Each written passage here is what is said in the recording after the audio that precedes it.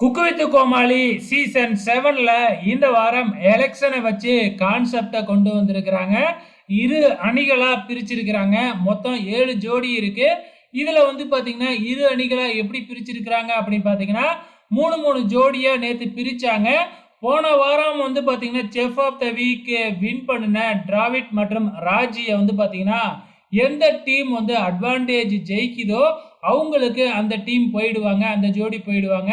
அந்த வகையில நேத்து கோலி கட்சி டீம் அட்வான்டேஜ் டாஸ்கை வின் பண்ணுனதுனால அந்த டீமுக்கு பாத்தீங்கன்னா டிராவிட் அண்ட் ராஜி போயிருந்தாங்க.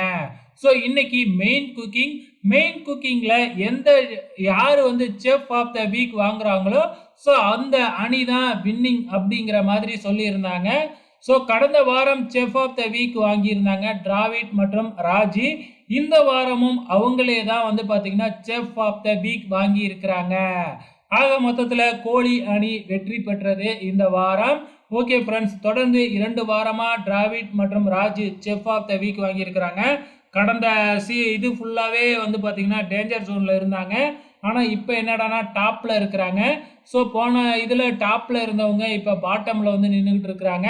ஸோ போக போக என்னெல்லாம் நடக்க போகுதுன்னு தெரியல, பொறுத்திருந்து பார்க்கலாம்.